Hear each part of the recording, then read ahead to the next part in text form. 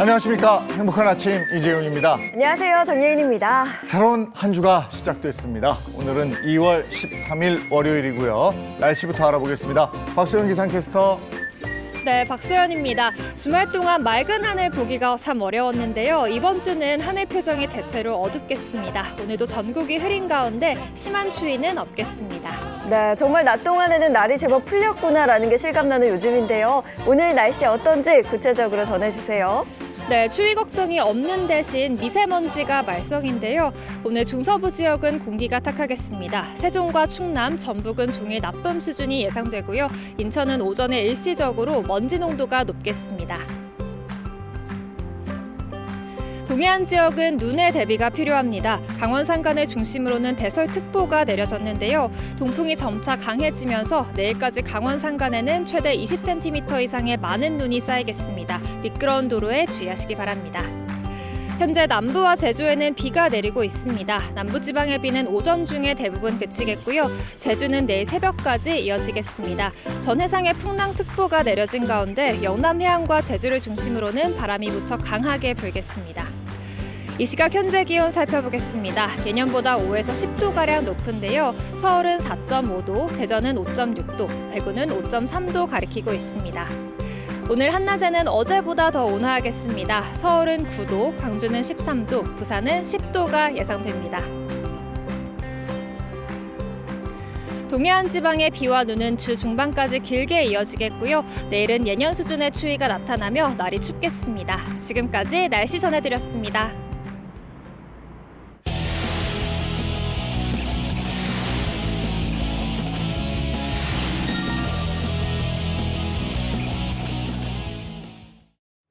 화제 이슈를 발빠르게 전해드리는 모닝 브리핑 순서입니다. 허주연 변호사와 함께합니다. 어서 오세요. 안녕하세요. 첫 번째 이슈부터 전해주시죠. 네, 첫 번째 이슈 구애 갑질입니다. 직장인 9명 중에 1명은요, 이 일터에서 원치 않는 상대로부터 지속적인 구애를 받은 경험이 있는 걸로 드러났습니다. 어제 시민단체 직장갑질 119는요, 지난해 10월 14일부터 21일까지 직장인 1000명을 대상으로 한 이 설문조사 결과를 발표했는데요. 응답자의 11%가 이 구애 갑질에 시달린 경험이 있다, 이렇게 밝혔다고 합니다. 직장갑질 119가 운영하는 이 직장 젠더폭력 신고센터에도요, 이 접수된 제보 32건이 있는데 이 중에 구애 갑질에 시달렸다는 얘기가 이 총 8건, 그러니까 25%라는 가장 높은 비율을 차지했다고 하는데요. 피해자는 모두 여성이었습니다. 네, 원치 않는 상대에게 계속 구애를 받는다. 이것만으로도 굉장히 스트레스였을 텐데 어떤 구애 갑질에 시달렸어요? 네, 한 작은 회사에서 일한다는 사례자 얘기에 따르면요. 대표가 이 주말에 연락을 하고 둘이서만 회식하기를 요구를 했다고 합니다. 너무 부담스러워서 다른 직원과 같이 보자라고 얘기를 했더니 나랑 따로 보면 큰일 나냐라고 하면서 이 서운함을 표시를 했다고 하고요. 그리고 이후에 대표의 연락을 받지 않았더니 업무의 시간에 연락을 받지 않는 것도 태도 불량이다라고 얘기를 하면서 앞으로 좀 조심하는 게 좋을 거다라는 협박까지 받았다고 합니다. 또 다른 사례자는요, 이 상사가 술을 마신 뒤에 뜬금없이 너나 좋아하냐? 이런 얘기를 하기도 하고요. 다른 사람들한테는 네. 자기가 이제 먼저 이 상사를 꼬드겼다 이런 얘기를 하고 다닌다고 합니다. 계속 일을 같이 해야 되니까 할 수 없이 웃으면서 그러지 말아달라 이렇게 얘기를 하면서 좀 좋게 얘기를 하고 그렇게 싫은 티를 내지 않았더니요. 만만해 보였는지 몸을 만지려고 시도한 적도 있었다고 합니다. 그리고 퇴근 후에 이 전화로 또 이상한 소리를 하길래 아예 대꾸를 하지 않았더니 네가 날 거절했으니까 내일부터 혹독하게 일하고 따끔하게 혼날 준비하라라는 경고성 얘기까지 들었다고 하는데요. 계속 일할 자신이 없어서 이 사례자는 퇴사를 준비하고 있다고 합니다. 근데 이제 문제가 되는 게 이런 구애 갑질이 범죄로 발전할 가능성이 있다는 겁니다. 그렇죠. 그리고 듣는 사람이 싫다고 얘기했는데 계속해서 이런 얘기를 반복적으로 한다는 것 자체가 이미 스토킹 처벌법에서 말하는 스토킹 행위에 해당을 하게 됩니다. 그러면 바로 이 처벌 대상이 될 수 있다는 건데요. 고용주도 이 구애 갑질이 직장 내 괴롭힘이라는 사실 반드시 인지를 하고요. 하고요. 징계 조치 같은 철저하고 확실한 조치를 취해서 피해자를 보호해야 될 걸로 보입니다. 내가 좋아서 그러는데 왜 그래? 좋아서 그러는 건 그런 행동이 아니죠. 네. 좋아서 그러면 그 사람을 배려하는 게 진짜 좋아서 그러는 거 아니겠습니까? 자, 다음 이슈 가겠습니다. 네, 다음 이슈 오픈런 알바입니다. 최근 경기 불황 속에서 이 대학생과 사회 초년생들이 오픈런 알바 자리를 잡기 위한 경쟁이 굉장히 치열하다고 합니다. 물건을 사기 위해 기다리는 동안 자기가 할 일을 할 수도 있고 또 다른 아르바이트보다는 최저시급보다 훨씬 높은 금액을 받을 수 있어서 인기가 좋다고 하는데요. 이런 이유로 이 오픈런 알바에 대한 인지도와 선호도가 같이 높아지고 있습니다. 그래서 최근 관련 일자리 구하기가 피케팅 수준으로 어렵다 이런 얘기도 나오고 있다고 하는데요. 일례로 한 900명 정도가 모여있는 오픈런 줄서기 알바 구인구직 오픈 채팅방에서는요. 올라온 구인 공고들이 빠르면 몇 초 만에 아무리 늦어도 최대 2분 만에 모두 마감이 된다고 합니다. 이른바 명품 구매, 뭐 명품 가방이나 뭐 시계를 구매하기 위해서 이 오픈런 아르바이트생을 고용한다 이런 말을 들은 적이 있었는데 이게 또 분야가 또 굉장히 다양해졌다 그래요? 말씀하신 것처럼 옛날에는 명품관 앞에서 줄 서기 하는 걸 오픈런이라고 생각을 하고 뭐 그렇지 않아도 한정판 제품 같은 것들 구매하는 그 장소 앞에서 오픈런 하는 거 많이 보셨잖아요. 그런데 최근에는 영역이 굉장히 넓어진 추세입니다. 얼마 전에 이 소아과 진료 대란이 있었잖아요. 이 동네 소아과가 부족해서 아이들이 제대로 진료받지 못한다고 해서 문제가 됐는데 이때 이 부모들이요 돈 주고 소아과 줄서기 알바를 부탁하는 부모가 등장을 했다고 합니다. 또 한 구인구직 오픈 채팅방에서는요. 왕복 항공권과 100만 원까지 추가로 지급을 할 테니 국내가 아니라 이 이탈리아, 파리, 독일로 아예 해외 오픈런을 가줄 사람을 구한다. 이런 글까지 등장을 해서 주목을 받았다고 합니다. 오픈런 알바 구인 구직자들에 따르면 대개 시급이요. 10,000원에서 12,000원 정도로 형성이 되어 있다고 하고요. 구매하려는 물품이 조금 희소성이 있는 것인데 잘 구했다고 하면 최소 10만 원에서 많게는 50만 원까지 추가 보수도 받을 수 있어서 굉장히 짭짤하다고 합니다. 근데 이게 지속적인 게 아니고 일시적으로 일자리가 이루어지는 거다 보니까 임금을 떼이거나 또는 약속을 어기는 경우가 있고 이럴 때 보상받기 어려운 면이 있다 그러니까 이런 거 꼭 참고하시기 바랍니다. 다음 이슈 전해 주시죠. 네, 세 번째 이슈 29만 원 선물입니다. 지난 7일에요. 자동차 커뮤니티에 처음 본 사람에게 29만 원 선물했어요라는 제목의 글이 올라와서 굉장히 주목을 받았습니다. 작성자 A씨는 지난 1일에 교통법규를 위반하는 레커차를 목격했다고 하는데요. 퇴근길에 갑자기 뒤에서 굉음을 울리더니 이내 레커차가 신호를 위반해서 이 작성자의 차를 앞질러 가는 모습을 봤다고 합니다. 당시 블랙박스로 촬영한 이 레커차 법규 위반 모습 지금 나오는 사진인데요. 공개된 사진에는 이 해당 레커차가 어린이 보호구역에서 신호 위반 또 과속 단속 카메라의 감지를 피하기 위해서 우회전했다가 그대로 차로를 횡단하는 꼼수를 부리는 모습이 포착이 됐습니다. A씨는요. 불과 5분 만에 이 세계 교차로에서 신호 위반을 하던 레커차 형님 블랙박스 메모리 카드 빼는 것은 상당히 귀찮은 일이지만 오늘은 스스로 수고 좀 해봤다라고 하면서 사고 결과 처리서까지 공개를 했습니다. 그런데 이런 레커차에게 A씨가 29만 원을 선물했다. 이게 좋은 의미의 선물인지 좀 들어봐야 될 것 같은데요. 안 좋은 의미의 선물이죠. 네. 온라인상에서는요. 과태료나 범칙금 납부를 위한 고지서를요. 뭐 행운의 선물 아니면 상품권 이런 은어로 부른다고 합니다. 네. 한마디로 이 A씨가 선물한 것은 바로 이 과태료와 범칙금 합계 29만 원이 적힌 고지서를 얘기를 하는 것 같은데요. A씨가 올린 신고 처리 결과서를 보면요. 이 해당 레커차는 도로교통법 위반해서 어린이 보호구역 내 신호 위반을 해서 일반 도로보다 2배 정도 많은 이 과태료 14만 원과 또 일반 도로에서 신호 위반도 했기 때문에 같은 법에 따라서 과태료 8만 원 또는 범칙금 7만 원의 벌점 15점을 부과를 받았습니다. 레커차 운전자 입장에서야 뭐 과태료나 범칙금 같은 위반 사실에 대한 거라고 하면 선택적으로 낼 수 있겠지만 이 글쓴이 입장에서는 어쨌든 적혀있는 합계액이 29만 원이니까요. 처음 만난 당신께 29만 원 선물했다 이렇게 표현을 한 걸로 보이는데요. 누리꾼들 의견 대체로 칭찬 칭찬하는 반응이 많았던 것 같습니다. 수고하셨다, 참 잘하셨다 이런 반응이 주를 이루었는데요. 일부 누리꾼들은 그래도 가끔 레커차 운전자들 필요할 때도 있다. 사고가 나면 사고 처리하려고 제일 먼저 달려와 주시는 분들인데 이런 의견을 표시한 분도 있었는데요. 그래도 레커차는 긴급 차량으로 지정되어 있지 않기 때문에 신호 반드시 지켜줘야 된다는 점 명심하시기 바랍니다. 어떤 때 뒤에서 빠방 빠방 하면서 달려오면서. 맞아요. 네네. 자, 오늘 여기까지 해야 되겠네요. 모닝 브리핑 여기까지입니다. 허주연 변호사와 함께했습니다. 고맙습니다. 고맙습니다.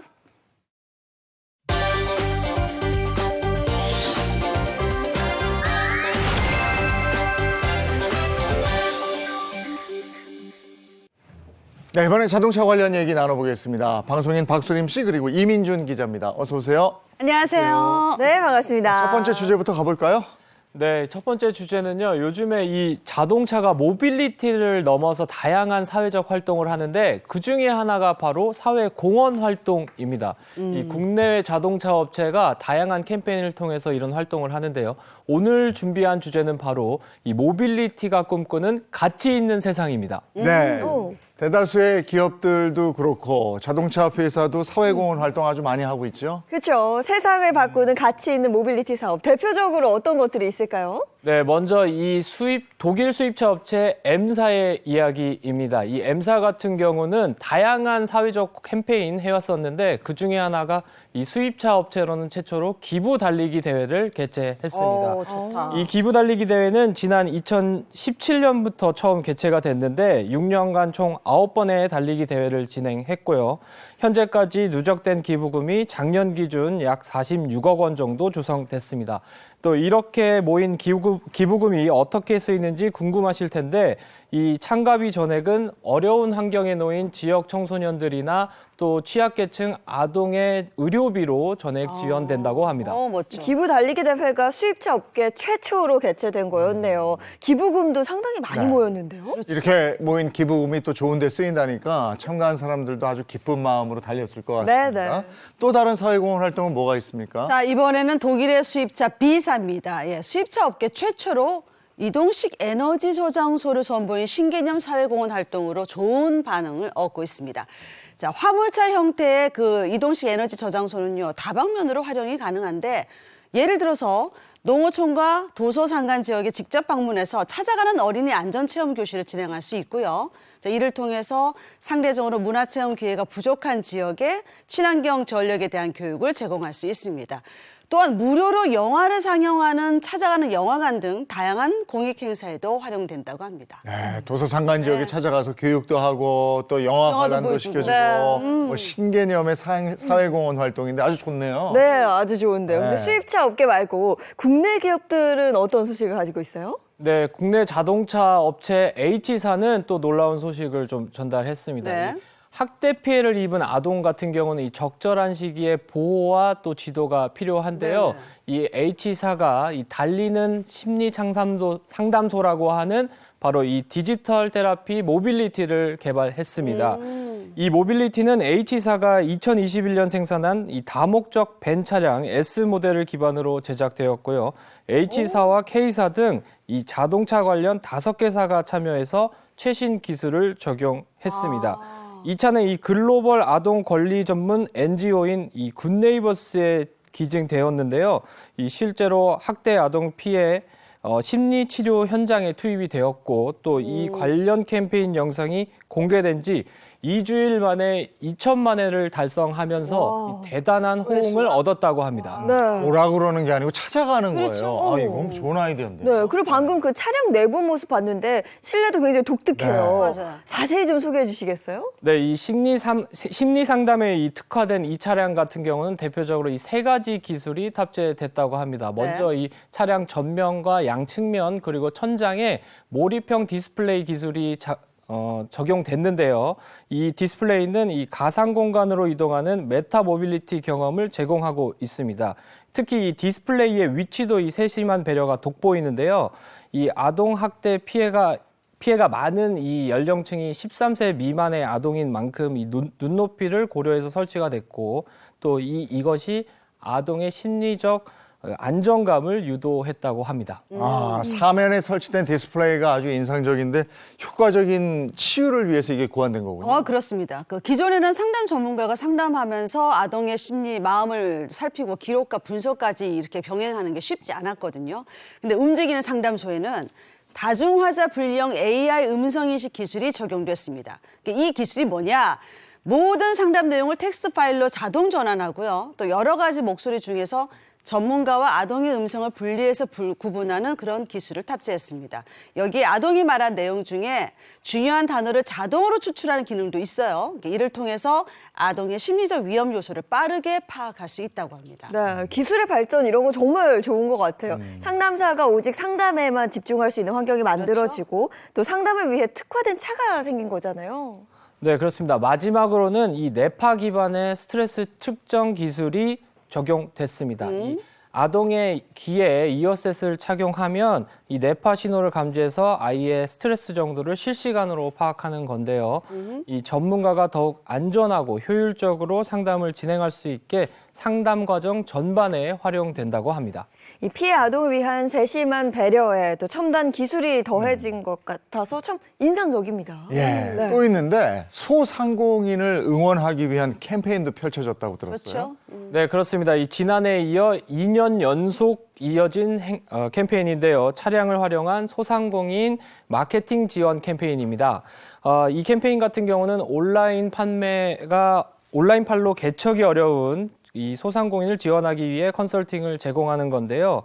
이 올해는 사업용 차량을 랩핑하거나 로고 디자인을 제작하거나 온라인 홍보 콘텐츠를 제작하는 등 업종별로 특성에 맞춰 맞춤형 홍보를 제공한다고 합니다. 아니, 영상 보니까 중간중간에 낯익은 얼굴이 나타나는데요. 그렇죠. 네. 제 후배들이에요. 전국 노래자랑 우리 김신영 씨하고 김재우 씨가 캠페인에 참여해서 힘을 더했습니다. 심사를 거쳐서 선발된 소상공인은 두 방송인이 참여한 라이브 커머스 방송을 통해서 홍보 효과를 누릴 수 있고요. 또 한편 전문가의 맞춤형 홍보를 제공받고 싶은 분들은 2월 말까지 신청받고 있습니다. 그러니까 관심 있는 분들은 참고하시기 바랄게요. 이 소상공인에게 정말 큰 도움이 될 것 같은데요. 지금까지의 성과는 어떤지도 궁금해요.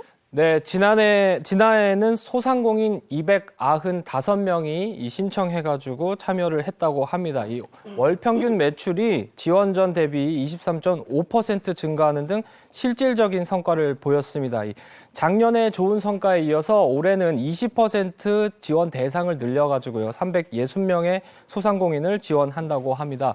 이처럼 이 자동차 기업이 다양한 캠페인을 통해서 이 공익증진에 기여하고 있는데요. 이 앞으로 모빌리티가 가치 있는 세상을 위해서 어떤 모습을 보일지 기대해 보셔도 좋을 것 같습니다. 네, 이 첨단 기술로 사회를 좀 더 따뜻하게 만들고자 하는 이 기업들의 노력이 느껴집니다. 네, 자동차 소식 잘 들었고요. 이번에는 우리 주변에서 일어나는 사건, 사고를 법의 관점으로 풀어보겠습니다. 그 법이 알고 싶다.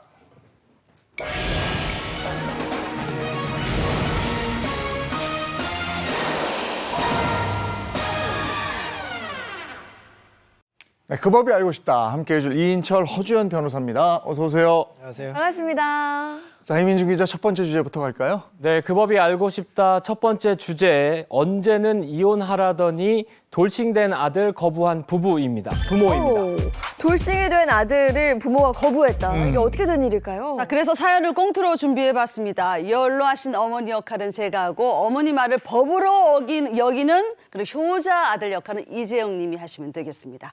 자, 이 사연 온라인 게시물을 바탕으로 재구성했습니다. 사연 속으로 고고! 저는 어머니 말씀이라면 꼼짝을 못하는 알아주는 효자입니다. 그런데 얼마 전부터 연로한 어머니께서 저희와 합가를 원하시더군요. 아내가 합가를 지색하는 걸 알기에 저희 모자는 한 가지 작전을 짰습니다. 엄마! 엄마 기 안 먹었어. 왜 불러 우리 아들? 아니, 엄마, 나는 엄마하고 살고 싶거든. 근데 우리 색시 알지? 우리 색시가 죽어도 싫다는 거야, 엄마. 넌 그래서 문제야. 응? 네가 그렇게 물러터진 성격이란 걸 아니까 애미도 세게 나오는 거야. 애미가 세게 나오면 우린 더 세게 나가야지. 더 세게? 어떻게? 이혼해. 에? 합가라면 아니 이혼까지 불사한다고 네가 질러버려. 우리도 시부모 안 모시는 며느리 필요 없다 이 말이야. 아, 알았어, 엄마. 합가, 이혼. 둘 중에 하나 선택해라. 그렇지. 이렇게 얘기하라는 거지? 그래, 우리 알았어, 엄마. 잠깐만 기다려. 그래 알았어. 그렇게 둘 중 하나를 택하라고 했는데 불사 아내는 합가할 바에 이혼하겠다고 했습니다. 그렇게 깔끔하게 이혼하게 됐는데 저에게 반전이 기다리고 있었습니다. 저의 이혼 소식에 가장 당황한 사람이 다름 아닌 어머니였던 겁니다.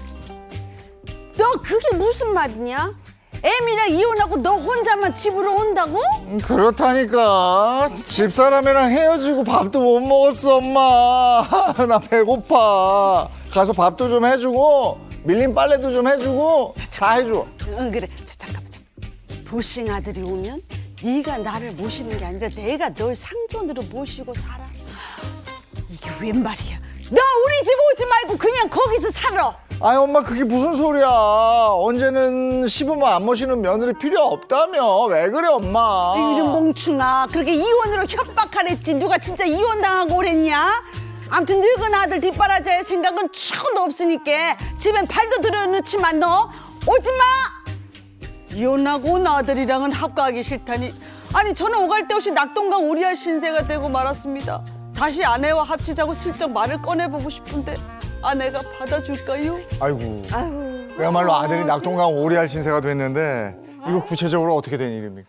네, 요즘에 이 100세 시대가 점점 다가오고 있는 만큼 이 노부모 부양에 대한 문제로 다투는 가정들도 좀 많이 있는 것 같은데 네. 이 A 씨도 비슷한 사연입니다. 이 외아들인 남편 A 씨 같은 경우는요, 신혼 초부터 아내에게 이 노부모를 언젠가는 모시자라는 이야기를 했었습니다. 그런데 해가 지날수록 이 아내의 태도가 좀 달라진 겁니다. 신혼 초에는 이 남편이 그런 얘기를 하면 잘 모르겠다라는 식으로 얘기했던 아내가 이 결혼 10년 차가 지나자 절대 그건 안 된다라면서 태도를 바꾸게 된 겁니다. 이게 또 며느리 입장에서는 시부모님과 합가를 한다는 게 이게 마냥 쉬운 일만은 아니잖아요. 속상하겠지만 아내도 존중해야죠. 그렇죠. 외아들이니까 부모님 꼭 모셔야 된다 생각했으면 미리미리 계속 대화를 해왔을 거 아니에요. 아내랑 미리 얘기했던 거 아니에요?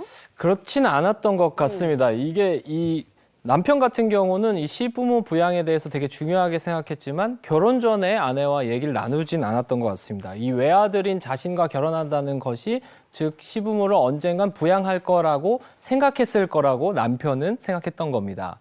그러다 보니까 이 아내가 이런 반응을 보였을 때 남편 같은 경우는 굉장히 실망스러운 태도를 느꼈던 거죠.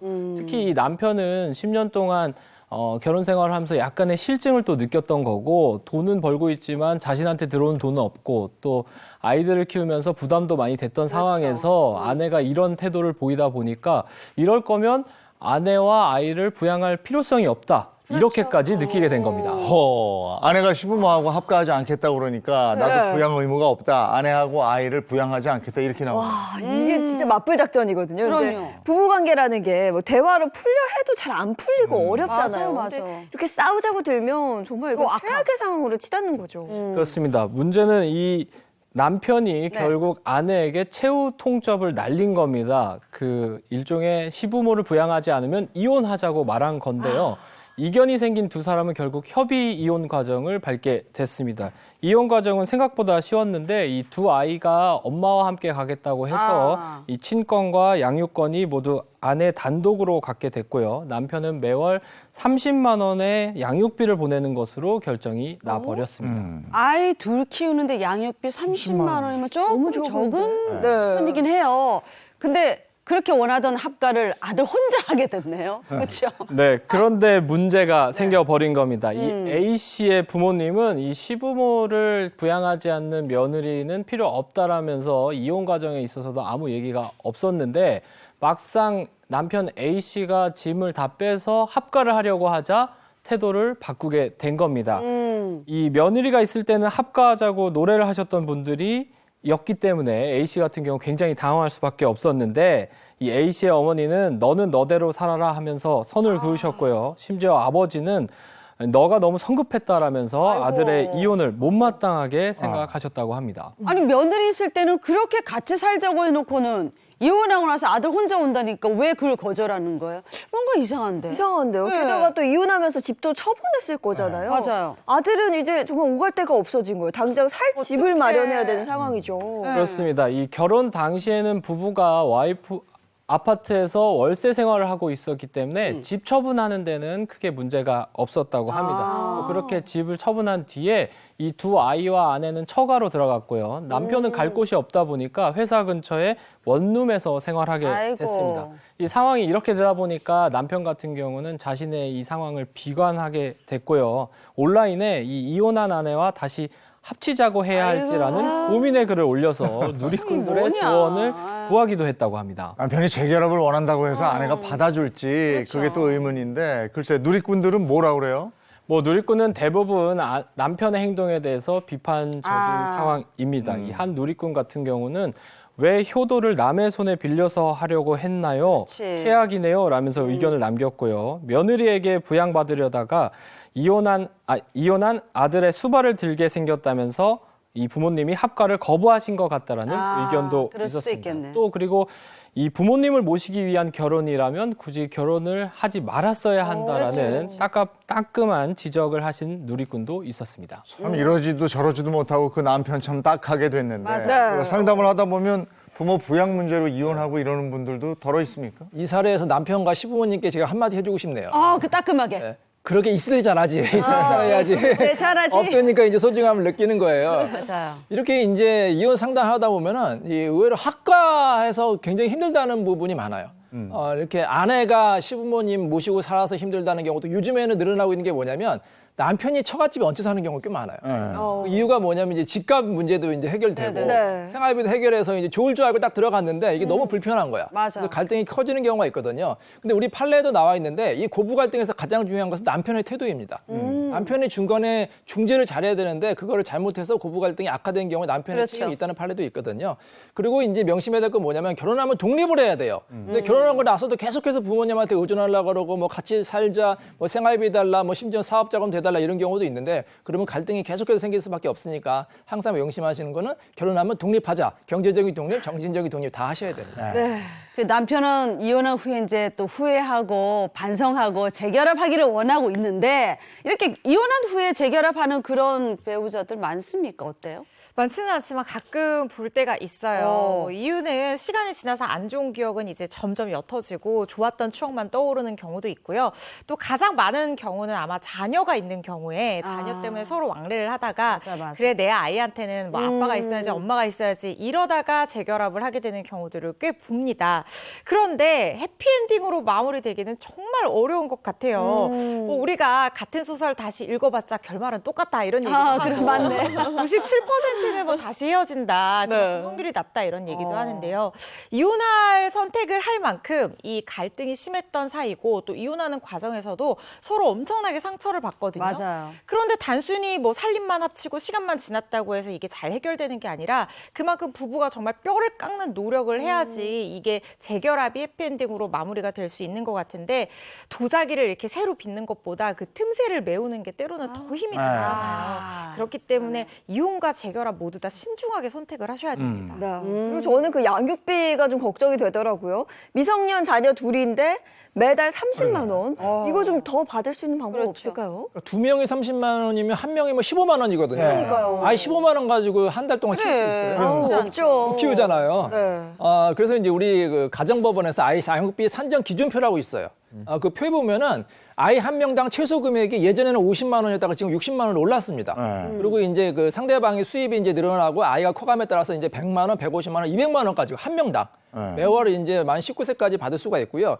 근데 이제 협의 이혼을 하거나 이제 뭐 이혼 재판하다가 내가 이제 너무 힘들어가지고 양육비 그 적게 받을게 쉽게 포기하는 경우 있어요. 네. 그래서 뭐 나중에 뭐 이제 늘어난다, 뭐 증액하자 이건 물론 가능한데 쉽지는 않거든요. 그래서 처음부터 신중하게 결정하셔야 되고요. 만약에 정말로 사정 변경이 생기면 양육비를 늘려달라고 주장할 수가 있습니다. 반대로 예를 들어서 양육비를 너무 부당하게 많이 청구해서 뭐 나중에 내가 실직했다든지 깎을 수도 있는데 요즘에 잘 깎아주지는 않고 늘려주는 경우는 가끔 가능한데 그래도 신중하게 결정하시기 바랍니다. 근데 이런 경우도 있잖아요. 자녀가 부모를 너무 모시고 싶어. 근데 경제적 경제적으로 어려우니까 부모를 모시지 못하는 그런 경우는 뭐 어떻게 해야 되죠? 그럴 때는 사회가 나서서 도와줘야죠. 우리 그렇구나. 법에서 보호를 받을 수 있도록 제도가 마련이 되어 있습니다. 네.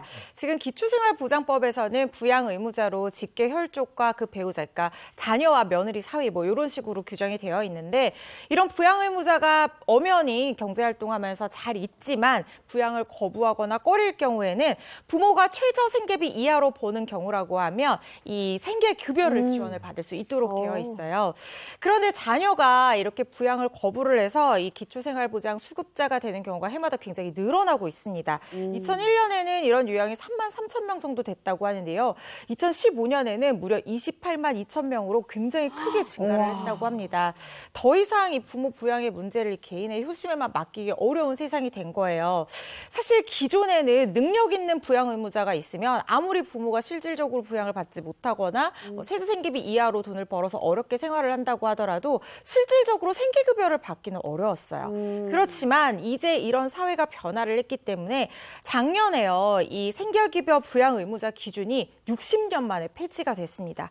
그래서 필요할 때는 사회적인 보호를 받으실 수 있도록 지금 제도가 마련돼 있으니까요. 도움 받으시기 바랍니다. 예, 알겠습니다. 어쨌든 부부의 합가 문제는 이게 부부 갈등의 원인이 되기도 하니까 네. 이건 충분히 저 두 분이 상의하고 협의하고 이렇게 해야 될 것 같아요. 당연하죠. 네, 알겠습니다. 이민중 기자 다음 주제 전해주시죠. 네, 그 법이 알고 싶다 두 번째 주제는요. 회사 실수로 월급이 1,000만 원 넘게 더 들어왔어요입니다. 아니, 실수로 월급이 더 정말 들어왔어. 이거 들어왔어. 이거 아, 좋아야 좋긴 돼요, 말아야 좋은데. 돼요. 좋긴 어떻게 된 일이에요? 네. 이 월급 통장에 매달 똑같은 월급이 찍히다 보니까 실수로 조금 더 들어왔으면 좋겠다. 약간 이런 생각하시는 분들이 있으실 텐데. 동그라미 하나 더 붙여서. 네, 맞습니다. 그런데 상상으로 일어난 일이 실제로 벌어졌습니다. 이해를 돕기 위해서요. 일부 각색해서 제가 간단히 설명드리겠습니다. 네. 이 중견 자동차 회사를 다니는 40대 직장인 박 씨의 이야기입니다. 네.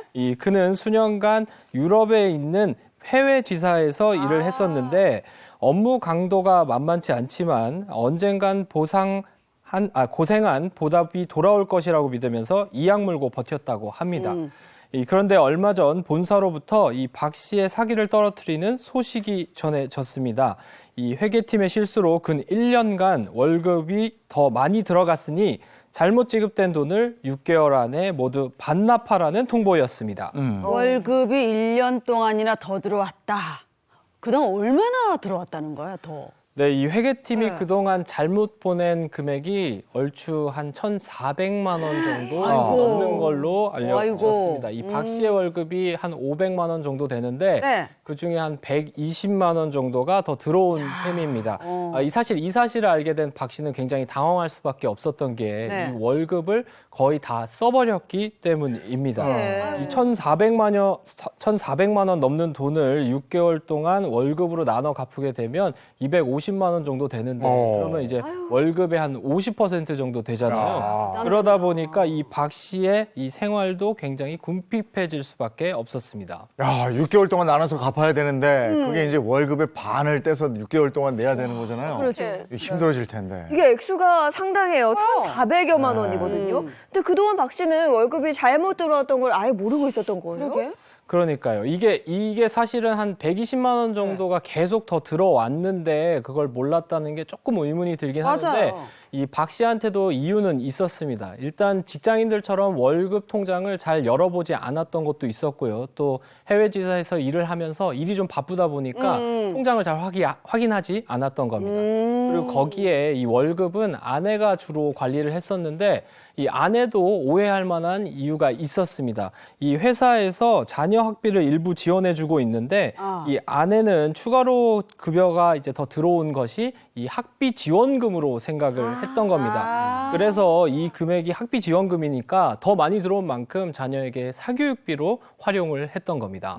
듣고 보니까 오해할 수밖에 없을 것 같아요. 남편 또 해외에서 일하고 있고 월급 통장 매번 확인하는 것도 아니고 아내가 해야 되는데 아내와 대화를 또 길게 할 수 없잖아요. 그럼 오해할 수도 있겠네요. 그러니까요. 근데 한 번쯤은 우리가 다 상상해봤잖아요. 월급이 실수로 더 많이 들어오면 어떻게 될까? 버릇을 줬겠지 생각하고 이제 쓰는 거죠. 근데 이게 마냥 좋지만은 않네요, 또. 그래. 근데 난감한 입장이 됐는데 어쨌든 이게 회사에서 들어온 거는 실수했어. 돌려줘야 될 것 같은데 법적으로 그럼 이거 어떻게 해야 되는 돼요? 여러분은 그런 경험 없으세요? 더 받은 경험 없으세요? 없어요. 없었어요. 한 번. 물 들어오면 전화 당장 하죠. 더 들어오면 전화 안 해요.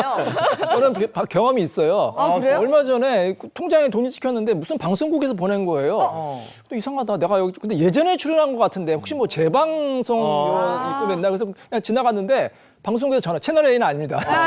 그 방송에 전화 와가지고 아 죄송하다고. 아, 진짜? 저하고 동명이인 분이 계셨는데 착각해서 보내신 거예요. 그래서 제가 전화 받자마자 이제 돌려드렸는데 만약에 제가 돌려드리지 않으면 어떻게 될까요?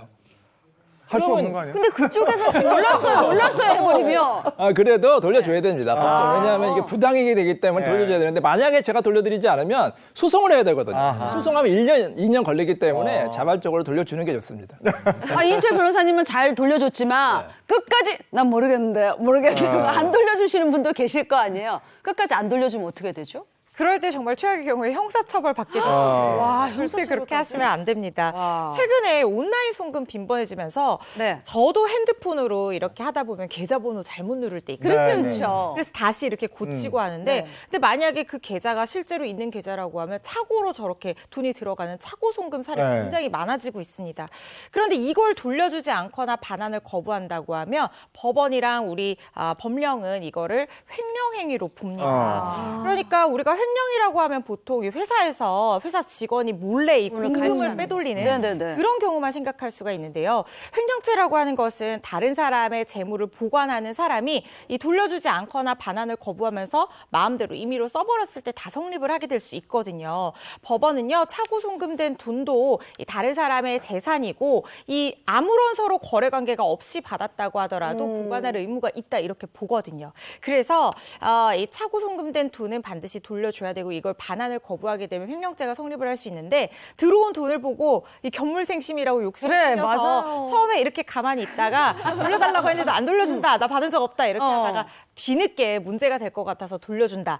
이래도 처벌을 받을 수 있어요. 실제로 벌금형 받았던 사례도 있으니까요. 잘못 찍히면 그냥 자진 납부하시길 바랍니다. 아니 근데 이 회계팀도 사실 잘한 건 없어요. 그래요? 그럼요. 뭐 한두 달 잘못 넣은 것도 아니고 1년 가까이 잘못 넣은 거잖아요. 그래 송금을 잘못한 거는 뭐 일회성이라고 치지만 이건 회사 회계팀에서 1년 동안 맞아, 꾸준히 잘못한 거니까 맞아. 회계팀 책임을 물을 순 없습니까? 근데 이제 박 씨가 회계팀에 이제 손해를 물으려면은 네. 본인이 손해를 봐야 되거든요. 근데 박 씨는 손해를 본 거예요. 오히려 이익을 본 거잖아요. 그렇기 때문에 이제 박 씨가 이제 회계팀을 상대로 손해배상 청구할 수는 없고 뭐 이럴 수는 있겠죠. 이제 회사에서 이제 계속해서 독촉을 하는데 박 씨가 이제 입금을 안 하면은 회계팀 직원이 사비로 이제 일단 회사에 물어낼 수가 있잖아요. 그러면 그 직원이 나중에 박 씨한테 이제 구상권을 청구할 수 있을 여지는 있을 것으로 보입니다.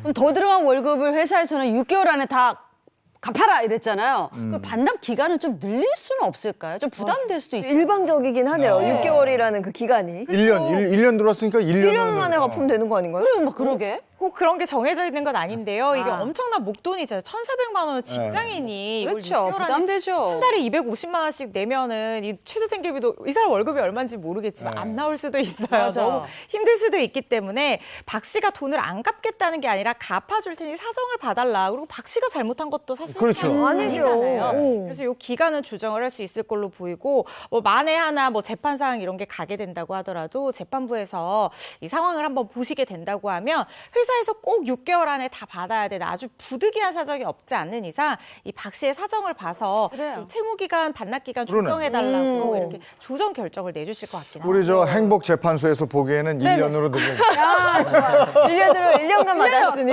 땅. 네, 됐어, 1년 됐어요. 그러면 이 사건의 박 씨 같은 경우는 실제로 기간을 더 늘려서 돈을 갚게 된 건가요? 이 사건에서 결국엔 돈을 갚았습니다. 네. 이제 6개월 이내에 이제 갚기로 했고요. 이렇게 이제 목돈이 이제 당장 이제 갚아야 되는 경우에는 일시불로 갚기는 어렵잖아요. 그래서 이제 네. 법원에서도 조정 절차를 거쳐서 이 분납 같은 걸 해요. 예를 들어서 이혼 같은 경우에도 네. 뭐 위자료와 재산분할 몇 억이 될 수가 있잖아요. 그래서 그쵸. 몇 억이 있는 사람이 없으니까 이제 분할해서 뭐 1년이나 뭐 2년 거치로 해서 이제 분할이 되는데 이 사건 같은 경우에는 회계팀은 아무런 뭐 책임을 지지 않고 네. 이제 막심한 이제 돈을 냈다고 해요. 이렇게 아무리 좋은 일이 있어도 그걸 이제 화가 될 수 있고 아무리 나쁜 일이 있어도 이제 좋은 일이 될 수 있다. 그거를 이제 일깨워주는 그런 교훈적인 사례였습니다. 그렇군요. 알겠습니다. 오늘 그 법이 알고 싶다. 여기까지 하겠습니다. 고맙습니다. 고맙습니다.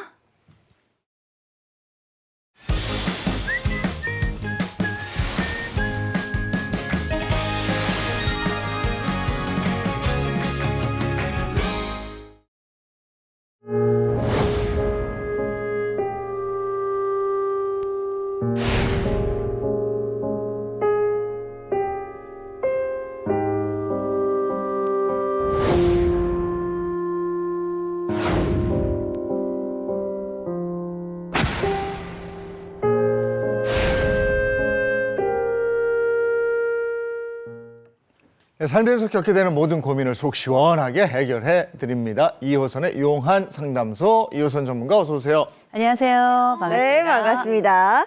자, 오늘 상담소에서 이야기 나눌 주제는요.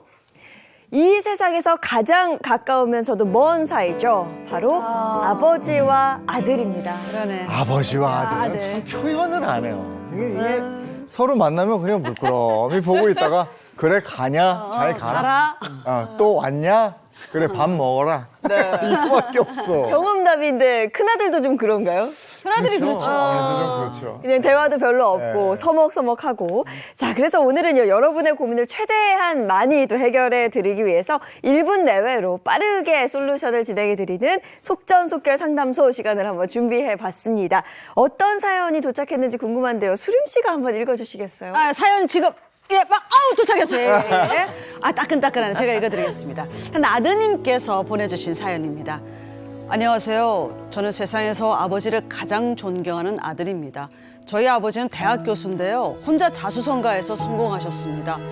그런데 아버지의 눈이 너무 높아서 그런지 제가 하는 모든 일이 성에 안 차시는 것 같습니다. 좋은 성적을 받아도 뭐 그 정도 가지고 잘했다고 이러십니다. 제가 봐도 저는 아버지보다 못난 것 같습니다. 어떻게 하면 제가 아버지에게 인정받을 수 있을까요? 아, 이런 집이 꼭 있더라고요. 네. 아버지가 너무 사회에서 성공했다 보니까 그렇죠. 아버지라는 그 벽이 너무 높은 거예요. 아버지가 큰 산처럼 느껴지고 다가가기 어렵고 근데 아버지한테 인정받고 싶고 그렇죠. 이런 분들한테 어떤 솔루션을 드릴 수 있을까요? 아버지가 너무 잘나도 아버지가 또 너무 못나도 이래도 저래도 아버지는 참 큰 산이자 어려운 존재인가 아닌가 이런 생각이 드는데요. 네. 제가 단도직입적으로 몇 가지만 좀 말씀드리겠습니다. 우리가 너무 잘난 아버지, 너무 잘난 어머니는 반드시 아이들의 그림자가 될 수 있다는 거. 자랑스러운 부모이지만 동시에 어려운 지점이 있다는 거 먼저 말씀드리고 그것과 관련해서 먼저 몇 가지 말씀드릴게요. 첫 번째, 자녀가 이제 성장했다면 자녀를 더 이상 이기려고 하셔는 안 됩니다. 우리 부모님들. 이제 자녀들이 이미 다 성장을 했고 여전히 나이 들어서도 부모의 그림자 속에 갇혀 살면서 마치 다 컸는데도 불구하고 부족한 어린이인 것처럼 대하는 거 굉장히 곤란하고요. 무엇보다 이 아이들에게 필요한 것, 이 자녀들에게 필요한 건 격려감이에요. 아, 내가 격려받고 있구나. 내가 굉장히 사랑받고 있구나. 또 굉장히 내 부모가 날 인정해주고 있구나. 이런 느낌 갖도록 해주시는 거 되게 중요하고요. 그런 차원에서 세 가지 말씀드립니다. 자녀가 크더라도 첫째, 많이 안아주시고요. 두 번째, 정말 엄지척 올리면서 격려 많이 해주시고요. 세 번째, 늦더라도 반드시 좀 기다려주시기 그래요. 바랍니다. 시간이 좀 필요한 거고 무엇보다 아이들이 좀 크면 우리 아무래도 뭐 성공한 부모님들 경제적으로 약간 윤택하시죠? 무조건 독립시키시기 바랍니다.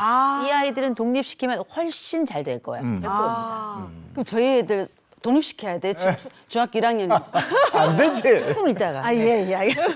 그럼 잘난 부모를 둔 자녀들에게도 한 말씀 해주시면 어떤 말씀? 우리 금수저, 은수저 누가 봐도 괜찮은 집에 살고 있는 자녀들도 고민이 굉장히 많습니다. 왜냐하면 이렇게 잘난 부모 앞에 딱 서면 그 순간이 반드시 시험대이거나 아니면 처형대로 느껴지기 때문이거든요.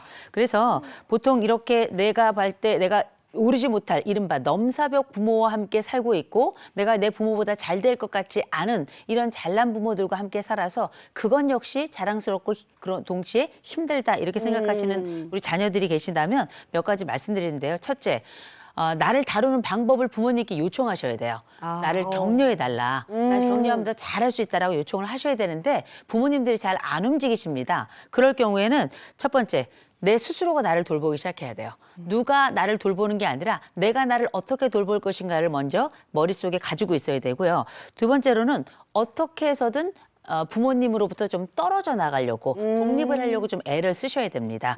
그리고 우리 많이 드리는 말씀 중에 하나 네. 셀프톡 많이 하셔야 돼요. 나 잘할 수 있어. 나 잘해낼 수 있어. 누구보다 잘해낼 수 있어. 라고 하는 자기 스스로를 격려하는 말을 우리가 셀프톡이라고 부르거든요. 셀프톡 좀 많이 하시고요. 무엇보다 가장 중요한 부분은 이 부분입니다. 아버지에게 증명하려고 하지 마시고요. 스스로에게 증명하려고 하셔야 돼요. 아. 대상이 아버지가 되면 평생 그렇게 아버지와 출발점이 다른 아버지와 경쟁하며 살아야 되거든요. 네, 스스로에게 그 부분을 기억하시고 마지막으로 하나 아버지 이외에 조언을 들을 만한 다른 멘토 그룹을 좀 형성하셨으면 좋겠습니다. 네, 부모와 자녀의 입장이 좀 다릅니다. 부모는 칭찬해주고 안아주고 좀 기다려주고 맞아. 자녀의 입장에서는 스스로를 좀 사랑하는 법을 알아가는 게 가장 중요하지 않나 싶습니다. 자, 그럼 본격적으로 오늘 사연 영상 한번 보실 텐데요. 오늘은 자녀들과의 추억을 도둑맞은 기러기 아빠의 사연이 도착했다고 합니다. 저희가 실제 사연을 재구성했는데요. 영상으로 함께 보시죠. 안녕하세요. 저는 대학생 아들을 둔 50대 아버지입니다.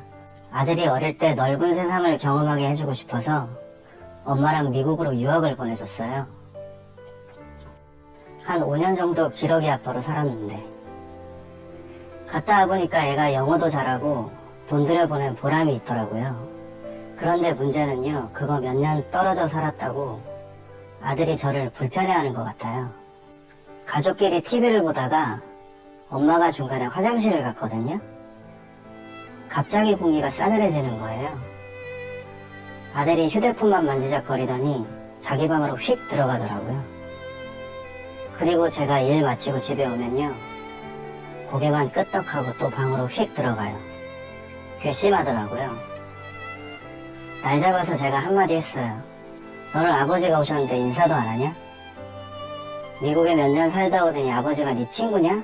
하고요. 그러니까 아들이 하는 말이 아버지도 저 불편하시죠? 저도 아버지랑 떨어져 살았던 때가 더 좋았어요. 이러는 거예요. 황당하더라고요. 뼈 빠지게 일해서 공부시켰더니 한다는 소리가. 어릴 때는 아버지를 하늘처럼 알던 녀석이었거든요. 근데 이제는 아들이 무슨 생각을 하는지도 모르겠고 점점 남보다 못한 사이가 되는 것 같아요. 아들이랑 저는 다시 가까워질 수 있을까요? 기러기 아빠였기 때문에 아들과의 거리감이 생겼다 이렇게 표현해 주셨는데요. 네. 기러기 아빠가 아니었던 일반적인 집들도 아들과 아버지는 거리감을 느껴요. 맞아요. 별로 그렇게 할 말이 없고 이런 고민을 참 많이 해요. 네, 맞습니다. 기러기 아빠 꼭 아니더라도 그 자녀들, 자식들을 위해서 평생을 열심히 일했는데 은퇴하고 집에 다시 돌아왔더니 아무도 내 옆에 없다. 내 자리가 없는. 네, 이 가족에서 나는 구성원으로 인정을 받지 못한다. 뭐 이런 사연들 저희가 앞서서도 많이 만나봤었는데 사연들은 소장님의 생각은 어떠세요? 우리가 참 이 비정상적 정상 가족, 아마 이 표현이 가장 적절할 겁니다. 누가 봐도 괜찮고 누가 봐도 다 희생적인 가족이고 누가 봐도 다 잘된 가족인데 그쵸. 가족 안에 들어가 보면 이게 뭔가 어색함이 가득한데 네. 우리가 어색함이 미움보다 굉장히 힘듭니다. 맞아요. 미움은 아주 명백한 감정이기 때문에 내가 이걸 어떻게 해서든지 다룰 수가 있어요. 그런데 이 어색함은 아주 모종의 뭐랄까요, 진공 상태라고 할까요? 이 어려움이 있는데 이 가족이 지금 그런 상황인 것 같은 게 이 아버지도 그렇고 애들도 그렇고 이 집의 모든 사람들은 다 애쓴 사람들이에요. 각자 떨어져서 그렇게 힘든 해외 생활했고요. 또 혼자 5년 동안 기러기 생활하면서 모든 것을 다 희생하고 바쳤습니다. 이러니 여기 중에 희생하지 않고 애쓰지 않은 사람 하나도 없는데 그럼에도 불구하고 각자 희생자들이 모여서 아주 힘들고 어려운 감정을 진공 상태로 지금 가지고 있는 상황이거든요. 낯설고 어색합니다만 분명한 건 이 집은 희생한 이력이 있는 집이라 그만큼 가족의 힘도 찾을 가능성이 굉장히 높아요. 하나씩 좀 살펴보죠. 그리고 기러기 아빠가 아니더라도 이 땅에 많은 아빠들이 바쁘다는 핑계 또는 실제로 바빠서 아이들이 커가는 모습을 제대로 지켜보지 못하는 분들이 많고 그래서 할 말이 없는 분들이 많습니다. 네. 자, 솔루션 보죠. 추억을 도둑맞은 기러기 아빠 이렇게 되어 있는데요. 기러기 아빠의 보상 심리를 점검하라. 보상 심리.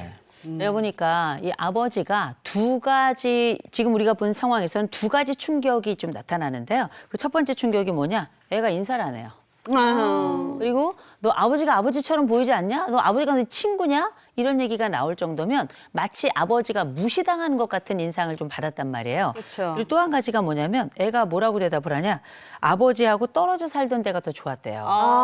이건 참. 너무나 충격적인 이야기입니다. 그럴 때 이 아버지가 지난 5년 그 청춘과 나의 모든 권리까지 포기하면서 그 자녀를 위해서 애썼던 모든 항목이 물거품처럼 얼마나 허무하고 무의미하고 심지어는 화가 날 거라고요. 그러면 이 아버지가 왜 그랬을까? 첫째, 나도 애썼거든. 그래서 나도 사실 아버지로서 대접받고 싶은 게 있었던 거예요.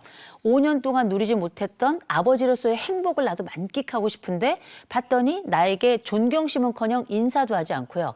나에게 그래도 아버지로서의 존경심 아니더라도 존중이라도 해줬으면 좋겠는데 심지어는 나를 친구만도 못하게 때로는 남처럼 대하고요. 심지어 얘기를 했더니 어떻게 난 당신 없을 때가 더 좋았거든 이렇게 이야기를 한 거거든요.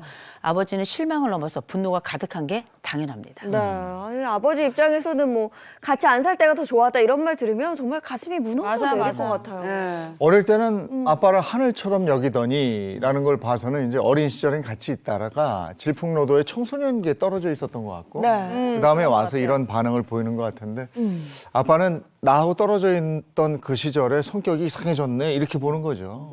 맞아. 사실 그 사이에 아버지가 더 이상해졌을 수도 있어요. 이건 사실 누구의 잘못이 아닙니다. 왜냐하면 우리가 5년이라는 그 세월 사이에 아들은 폭풍 성장을 했고요. 5년 떨어져 있는 기간 동안에 폭풍 성장하는 이 아들을 아버지는 만져보지도 못했을 거라고요. 이건 뭘 의미하냐면 적어도 우리가 알고 있던 머릿속의 아들은 어린아이예요. 여전히 어린아이. 그런데 이 몸은 큰 상태잖아요. 그럼 아버지도 머릿속에 알고 있습니다. 얘가 더 이상 애가 아니야. 알고 있는데도 나의 기억의 습관은 여전히 내 아이로서의 아들하고만 만나게 되거든요. 이러면 내 머리는 애가 아니라 어른이야. 그런데 입으로 그리고 행동으로는 어린아이와의 대화 또 어린아이에 대한 기대가 또 생겨나거든요. 이런 걸 맞지 않는 생각과 행동이 동시에 발생하는 걸 우리가 인지부조화라고 불러요. 이런 인지부조화가 발생하게 되면 사실 우리가 내 스스로도 어렵고 상대방도 어려운데 이런 부조리를 잘 해결하지 못하니까 책임을 묻게 되죠. 어딘가에. 그럴 때 그 책임을 뭐라고 하냐면 네가 버릇이었구나. 네가 은혜를 모르는구나. 이렇게 비난의 화살로 돌리는 경우가 있거든요. 지금 이 아버지 머릿속에는 알면서도 여러 가지 복합적인 생각과 행동이 나타나면서 마치 이 회로가 다 꼬인 이런 일종의 장치다. 이렇게 말씀드리고 싶습니다. 보통은 부모가 자녀가 성장하는 모습을 쭉 이렇게 지켜보잖아요. 우리 키가 얼마나 컸네. 아이가 어떻게 얼굴이 변해가네. 근데 유학하기 전에 그 어렸을 때 그 모습을 보다가 5년 후면 부쩍 커 있잖아요. 엄청 크죠. 그럼 혼란스럽죠. 그쵸. 성격도 그렇고 외모도 그렇고. 네. 그리고 거기다가 기러기 아빠들이 좀 그래요. 그 지독한 외로움을 가족들 생각하면서 버티는 건데 얼마나 그리웠을까. 돌아오는 결과가 이런 반응이다? 정말 속상하실 것 같아요. 아버지 입장에서는 타격을 넘어서 무례하다는 생각이 들었을 거예요. 배은망덕하다는 생각까지도 들었을 겁니다. 그러면 정말 이 아들은 무례하고 이 아들은 정말 배은망덕하냐? 그게 아니라 아들도 어려워요. 아들도 어색합니다. 그래서 아직 방법을 찾고 있는 중인데 네. 그 공간 속에 정말 우리가 서로 읽지 못했던 것 중에 하나는 뭐냐. 아버지 스스로 기억해야 돼요. 얘가 무례하고 배은망덕한 게 아니라 나는 어떤 마음인가. 첫 번째, 나도 보상받고 싶거든요. 그리고 나도 그 잃었던 것 같은 그 공백의 5년을 뭘로 짜릿하게 딱 채웠으면 좋겠는데 아들이 거기에 해당하는 기대 행동을 하지 않은 거예요.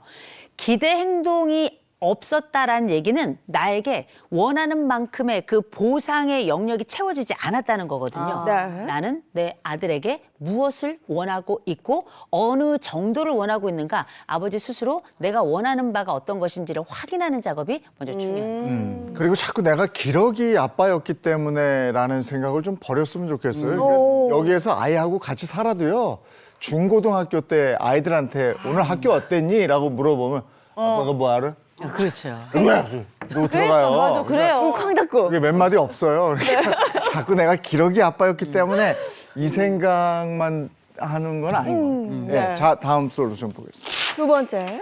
최소 6개월 심리적 영양분을 공급해라. 6개월 영양분. 이게 지금 관계의 문제는 항상 5대 5라고 저는 봅니다. 아버지가 5였다면 아들도 5인 거예요. 정서적으로 떨어져서 사실 아버지만 기러기일까요? 기러기가 자식을 낳으면 자식도 기러기예요. 네. 그 얘기는 떨어져 있는 공간 사이에 아들도 힘들었다는 얘기인데 네. 거기서 지금 돌아온 이 시점에 아버지는 어떤 이야기, 어떤 존재로 아들에게 비춰질까? 제가 볼 때 이 아들은 아버지가 어떻게 느껴질까? 아버지는 가족이지만 가족인 듯 가족 아닌 가족 같은 가족인데 가져가는 가족 같은 이게 아무것도 아닌 것 같지만 이건 뭐냐? 네. 가족도 아니고 타인도 아닌 거예요. 아주 그 모종의 모호한 관계 속에 들어가 있는 건데 아들 입장은 뭘까요? 나는 혜택을 받은 사람이에요. 아버지가 청춘을 불살라 그 돈 다 보내서 누가 공부했냐면 내가 공부하거든요. 그럼 이제 나는 어떤 사람이냐? 빚을 진 사람입니다. 아버지가 나를 바라보면 마치 채권자가 나를 바라보는 것 같은 느낌을 받을 수밖에 없어요. 심리적으로 나도 내 아버지와 미국에 있는 아버지들이 아들하고 지내는 것처럼 따뜻한 프렌데디 이런 관계로 보내고 싶은데 이거 관계없이 나도 뭔가를 해야 되는 거예요. 뭘 해야 되는지 모르겠지만 뭔가를 해야 될 것 같은 모종의 역할은 분명치 않은데 해내야 되는 성취가 있어야 되는 어려운 상황에 처해 있기 때문에 지금 아버지가 먼저 기억하실 게 지금 이 아버지가 해야 될 역할 이것도 굉장히 중요하지만 이 아들 입장에서는 아버지 도움을 중요한 순간에 한 번도 받아본 적이 없다고요. 이건 아버지가 잘못해서가 아니라 그냥 아버지가 없었기 때문에 어쩔 수 없는 상황이거든요. 그래서 일단 이 두 남자는 같은 핏줄 거의 비슷한 DNA를 가지고 있지만 분명한 차이를 가지고 있는 게 첫째, 그 사이에 아들은 미국 사람이 됐어요. 그리고 이 아들은 아버지 없는 시절 동안에 사실상 그쪽에서 심리적 가장 역할을 했을 수도 있습니다. 맞아. 이런 복잡한 문제들이 함께 있기 때문에 뭐가 필요한가? 시간이 필요해요. 이 아이는 독립성이 더 강해져서 돌아왔을 텐데. 그럼요. 그죠? 아버지는 뭔가를 해야 된다고 자꾸 생각하시는 것 같아요. 그런 것에서 마찰이 생기는 거고 아들은 또 간섭한다고 느낄 거 아니에요. 아니 그러니까 보통 가정도 그래요. 그 장성한 아들이랑 그러니까 이재용님이 제일 잘 아실 거예요. 첫째 아들 장성했잖아요. 네. 성인 아들하고 아버지하고 둘만 집에 있으면 괜히 이러다가 리모컨만 만지작거리다 각자 방에 들어가요. 근데 5년이나 떨어져 있었는데 밥 먹는 자리도 아니고 그 집에서 있으면 되게 어색해요. 뭐 먹을래? 할 말도 없는 거죠. 시켜드릴까? 이런 말도 안 해. 그냥 시켰어요. 뭐 이런다든지 그렇게 얘기한단 말이에요. 얼마나 좀 서먹하겠어요. 기다리셔야 되는 게 아들하고는요. 그때는 할 말이 없다가 얘가 군대 가잖아. 아 그럼 할 일 많아. 근데 이제 공통점이 생긴 거야. 군대에서 힘들었잖아. 그래. 그런 군대 얘기를 하면 다시 얘기가 되고요. 그럼 되겠네. 제 큰애는 이제 저하고 비슷하게 방송사에 입사를 했으니까 이제 그 방송사에 돌아가는 얘기가 사회 돌아가는 얘기니까 맞아. 그 얘기가 좀 되더라고요. 그러니까 공통점이 생길 때까지 좀 기다려줘야 돼요. 근데 이제 경우에 따라 아들이 군대를 안 가기도 하고요. 그러네. 굉장히 복잡한 상황이 또 생길 수가 있는데 이제 분명한 건 지금 이 아들의 소망도 한번 살펴봐야 될 거라는 거예요. 이 아들의 소망은 뭐 이렇게 무게감만 있는 게 아니고요. 아버지가 얘기했잖아. 너 인사 안 하냐? 아들은 미국 방식으로 인사를 해야 될지 한국 방식으로 인사를 해야 될지 이게 헷갈리는 거고요. What's up? 이러면서 키스 한번 해주고요. 이걸 롤키스. 우리가 그 흔히 역문화 충격이라고 하는 건데요. 그러네요. 막상 외국에 가서 꽤 오래 살다가 한국에 돌아왔더니 나는 한국계 문화를 또 잊고 지냈던 거예요. 맞아. 거기다가 내가 알고 있던 아버지는 정말 프렌드들이라 그래서 친구 같은 아빠를 꿈꿨더니 야, 너 내가 친구로 보이냐? 그렇지. 이렇게 이야기하거든요. 이 아들은 이렇게도 하지 못하고 저렇게도 할 수 없는 그래서 어떤 역할을 해야 될지를 지금부터 찾기 시작해야 되는 그런 상황에 지금 맞닥뜨려 있는데 그렇다고 이 아들이 아버지한테 욕을 했나요? 그런 아니죠. 것도 아니에요. 막 덤볐나요? 아니에요. 그런 것도 아니에요. 그냥 어색함을 굉장히 사실 너무 솔직하게 이야기한 바는 있긴 합니다만 이 아들도 굉장히 어색하고 어려운 부분이라 지금 제가 볼 땐 아버지 적응이 더 어렵기는 해요. 그러나 아들도 굉장히 적응을 위한 시간과 공간과 이 감정적인 정리가 필요하다는 건 분명해 보입니다. 아들이 지금 완전 미국식이 된 것 같아요. 솔직하게 본인의 감정이나 말을 숨기지 않고 표현을 하면서 정말 단순하게 나는 아빠랑 있는 시간이 불편하다라고 얘기를 했는데 지금 소장님 말씀 들으니까 아 정말 그럴 수도 그쵸? 있겠다. 좀 이해가 되기도 하고 아빠도 이제 아들을 좀 이해할 필요가 있어 보이네요. 근데 아버지께서 지난 5년 동안 그 유학비 물질적인 지원을 충분히 해줬단 말이에요. 그럼 정신적인 지원은 어떻게 해야 될까요? 지금까지 5년 동안 아들에게 아버지는 누구였을까 가만 제가 생각을 해보니까 좋은 후원자였더라고요. 그런데 이제는 아버지가 필요하기도 하고 근데 아버지가 필요하기에는 아이가 너무 나이가 많은 거예요. 그러면 이제는 남자 대 남자로서 이야기할 일종의 파트너가 필요한 거거든요. 그래서 지금부터는 제가 볼 때 그전에는 우리가 물질적인 수혈이 있었다면 네. 지금부터 본격적으로 심리적인 수혈이 좀 필요할 것 같고요. 아까 이재용 아나운서 말씀하셨던 것처럼 이제 성인이 되어서 사회생활을 시작하고 또 새로운 대학 생활을 시작하고 그러면서 보다 큰 사회로 나가게 될 텐데 그럴 때 남자로서 이 한국 사회에서 어떤 장점과 어떤 단점이 있는지 또 아버지가 살아가는 그 사회는 어떤 것인지에 대해서 같이 좀 논의를 시작한 남자 대 남자의 대화가 좀 필요할 때가 아닌가 싶고요. 특별히 이게 필요한 이유가 그 사이에 우리가 사춘기를 겪는다는 건 다툼도 있어요. 좌충우돌 하지만 좌충우돌 할 때 싸움도 일종의 대화예요. 그걸 통해서 정보를 주고받고 그 정보 중에는 진짜 중요한 솔루션이나 아니면 어떤 뭐 여러 가지가 있지만 제일 중요한 건 감정 정보가 같이 들어가서 감정 정보를 서로 해소할 수 있는 방법을 서로 발견하게 되는 것도 있거든요. 일종의 조율 작업입니다. 근데 그게 지금 통으로 날아가 버린 게 5년이에요. 그래서 제가 볼 땐 최소한 6개월 이상의 시간을 주셔야 됩니다. 그래서 이 아들하고 그 6개월 동안에 그냥 이렇게 계속 쳐다보는 게 아니고요. 밥도 어색해도 같이 먹고요. 그쵸. 아버지가 먼저 손 내밀어서 얘기도 좀 하고요. 네. 할 수 있다면 접촉면을 어떻게든지 계속 늘려가야 되는데 그 시간이 얼마냐? 최소 6개월이라는 거예요. 기다려줘야 돼요. 그리고 약간 울컥하는 게 있고 내 보상 심리가 올라오더라도 지금 어쨌든 아버지가 어른의 자태를 보여줘야 되는 시점이 저는 지금이라고 생각합니다. 그래서 이걸 제가 다른 말로 뭐라고 얘기했는가? 심리적 영양분을 지급하고 보급해야 될 때다라고 말씀드린 거죠. 이거 말이 통하려면요. 네. 좋아하는 운동, 취미가 같거나 같아요. 아니면 그렇죠. 종교가 같거나 아니면 지지 정당이 같아야 돼요. 그럼 싸우지. 그래 이렇게 서로 막 얘기가 통해요. 네. 근데 또 하나가 아버지들이 유독 아들, 딸을 같이 키워도 아들한테 엄한 집이 있어요. 맞아요. 있어. 온도차라고 하죠. 네. 딸과 아들을 대하는 온도차가 좀 크게 나는 아빠들이 있는데 유독 아들에게만 엄한 아버지들은 왜 그럴까요? 이제 남자들의 거친 세상 속에 얘가 잘 이겨나가기 위해서 그렇게 단련시키는 과정도 있겠습니다만 첫 번째로는 아버지도 아들하고 경쟁합니다. 그래서 이 경쟁이라고 하는 건 네. 단순히 내가 널 이길 거야 그건 아니지만 그 존경받고 그리고 힘이 있는 아버지의 자태를 잃고 싶지 않은 이 아버지의 면모가 있거든요. 그래서 흔히 말하는 가부장의 그 심정이 여전히 우리에게 남아 있어서 그 아들에게 보여주는 그 파워 이슈 일종의 권력이 어떤 것인지 그래서 내가 존중받고 존경받는 것이 당연한 것이라는 걸 알려주고 싶은 그 수컷의 본능이 여전히 남아 있는 거고요.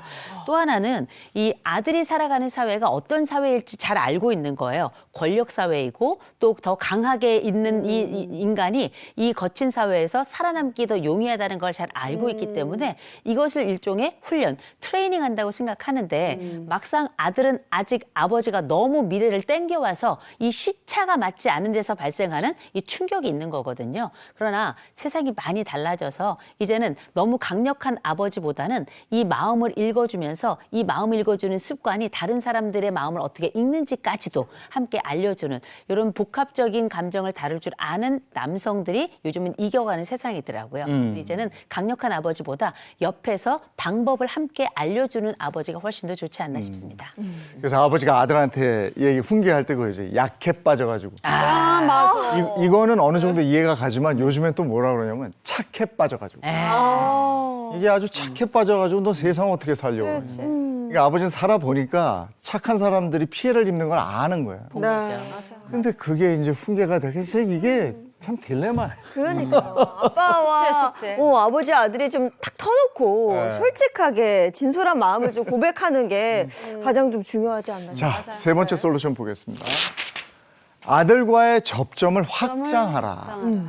이거 참 중요한 얘기인데요. 우리가 되게 뭐 꼭 기러기 아빠가 아니더라도 아빠하고 아들하고 아버지 출근하고 애 학교 가고 하면 하루에 만나는 시간이 어떨 때는 하루에 1분도 없는 경우가 많아요. 아, 그럴 수 있겠네요. 그래서 이렇게 살아온 세월이 보통 10년, 15년 이렇게 지나다가 나중에 성인이 돼서 딱 만났더니 자식이 늙어 있는 이런 상황을 발견하게 되거든요.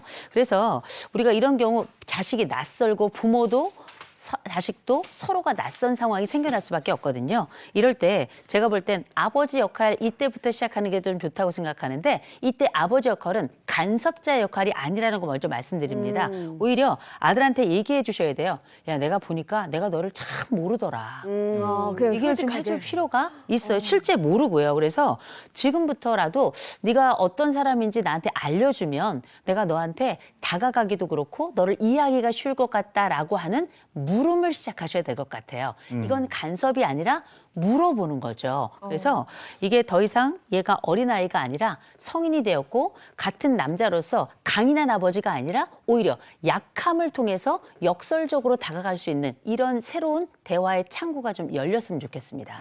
내가 너를 잘 모른다. 어떻게 하면 좋겠냐. 이렇게 얘기하는 것만 해도 이게 대단한 거예요. 맞아, 그러니까요. 그래서 아버지가 손을 한번 내민 건데 이걸 아들이 딱 잡아줬으면 좋겠습니다. 뭐 그래도 일단 아버지 역할에서는 솔직하게 마음을 터놓는 게 첫 번째고요. 두 번째는 뭘까요? 저는 오랜만에 이 아들과 만나서 가족끼리만 지금 있는데요. 제가 꼭 권해드리고 싶은 건 아버지들은 아버지 친구들에게 이 아들을 좀 소개했으면 좋겠어요. 이 아들이 얼마나 멋있게 성장했는지, 또 아들은 대신 아버지를 통해서 아버지 친구들 소개를 받는 거잖아요. 아버지가 만나는 사람들은 어떤 사람들인지, 그 사이에 아버지는 어떤 사람으로 평가받고 있는지, 그리고 남자들 사회에 또 나이가 든 남자들 사회에 그 대화의 방법은 어떤 것인지, 그리고 그 사회에서 내가 인정받는 대화는 어떤 것인지 이런 것들을 좀 확인해서 사실상 성인으로서 내가 아버지가 나를 인정하는구나를 아버지 친구를 통해서 좀 확인할 수 있었으면 좋겠다는 생각이 들고요. 또 한 가지는 우리가 흔히 많이 쓰는 방법이죠. 여행도 좀 같이 갔으면 좋겠어요. 단기로 혹은 뭐 장기로라도 할 말 없지만 우리가 여행을 가는 이유는 친목을 도모하는 게 아니에요. 여행의 가장 중요한 목적은 뭔지 아십니까? 외부의 적에 공동 대응하는 겁니다. 외부의 위험에 공동 대응하는 거고요. 이건 굉장히 중요한 집단에서 내부를 결속시키는 방법 중에 하나거든요. 공동 대응의 방식, 굉장히 좋은 추억까지 만들어올 거고요. 또 한 가지 제가 꼭 말씀드린 게 있어요. 아들한테 이 얘기해 주셨으면 좋겠습니다. 아버지 없는 그 긴 세월을 너 어떻게 그렇게 잘 견뎠니? 얼마나 힘이 들었니? 잘 커서서 정말 고맙다. 이런 얘기 어렵지만 한 번쯤은 꼭 눈 바라보고 꼭 힘들여서 공들여서 얘기를 꼭 해주셨으면 좋겠어요. 이 생에상 태어나서 이 얘기가 가장 어렵습니다 하는 분들 계시거든요. 그러나 그 얘기 해주는 게 어른이에요. 그 얘기 해주는 게 아버지입니다. 근데 유학 생활을 하는 동안 그 5년 떨어져 있는 그 기간보다 이 부자가 만들어갈 그 시간, 앞으로의 그 시간이 더 길잖아요, 어떻게 보면. 네. 근데 이렇게 오늘 솔루션대로 그 접점을 하나씩 만들어가면 그 어떤 부자보다도 더 나은 부자지간이 될 수도 있는 거잖아요. 아, 그럼요. 희망을 가지고. 노력하면 될 수 있는 가능성은 충분히 있고요. 네. 이 사연처럼 뭐 기러기 아빠가 아니더라도 일하느라고 자녀의 소중한 어린 시절을 놓친 분들 아마 오늘 많이 공감하셨을 텐데요. 사연 주신 분께 한마디 해주시죠. 우리가 아이들 키우느라 진짜 고생 많이 하셨고요. 네. 또 아버지 역할 하시느라 정말 가진 고통 그래, 맞아. 참아가며 여기까지 왔습니다. 그런데 이 고통 한꺼번에 공든탑 무너뜨리듯이 그렇게 무너질 수 없잖아요. 지금부터 우리는 아이가 이제 영어도 잘하고 사회생활도 잘하고 앞으로 더 잘 될 겁니다. 그럼 지금부터 뭐가 잘 돼야 되냐? 가족이 잘 돼야 돼요. 그래요, 맞아. 가족이 잘 돼서 그 안정성 속에 부모의 기쁨도 만끽해야 되거든요. 그런 지금부터 가족 공부를 좀 시작하셨으면 좋겠습니다. 내 아이들이 어떤지 또 내 자식이 어떤 특성을 가지고 있는지 이거 발견하는 것도 중요하고요. 부모가 어떤 상황이고 어떤 심정이고 뭘 원하는지도 찬찬히 아이들에게 설명을 해주셔야 돼요. 말하지 않으면 아무도 모르고 고백하지 않으면 기쁨도 없습니다. 가족 공부 또 가족 감정에 대한 나눔 꼭 실천해 보시기 바랍니다. 네. 네. 같이 산에 한번 가면 좋은데. 아이고, 힘들었어. 아이고, 더 싸울 것 가서 같은데. 저는 이제 북한산에 저희 막내 바위가 있어요. 효야, 저거 네 바위야. 이런 거 하나. 정말 자연 거짓말 하나 해줘야 돼. 진짜인 줄 알겠네. 아, 진짜인 줄 알겠네. 그리고 막상 산에 갔는데 아버지는 북한산 다람쥐인데 아들은 걸어가지도 못하는 그런 있을 수 있어요. 그럴 수 있네. 영화 상담소 여기까지 하겠습니다. 고맙습니다. 고맙습니다.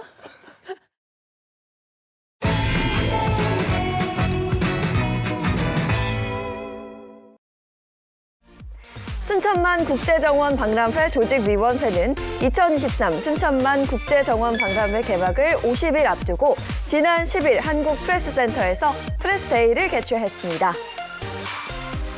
박람회에서는 국내에서 첫 선을 보일 핵심 콘텐츠들 역시 막바지 완성 단계에 있으며 노관규 이사장은 기후위기 시대 탄소 제로 실천을 위한 가장 현실적인 대안이 될 것이라 예고했는데요.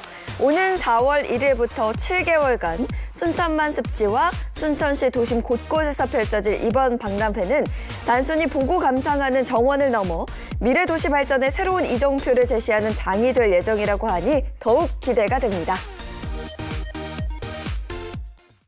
날이 풀리면 여지없이 미세먼지 얘기가 나와요. 네, 좀 포근해졌다 했더니 오늘도 미세먼지가 말썽입니다. 미세먼지 차단용 마스크 착용 잘하시고요.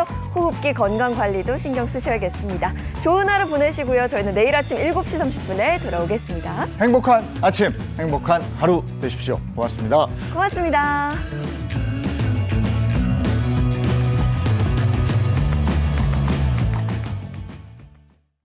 채널 A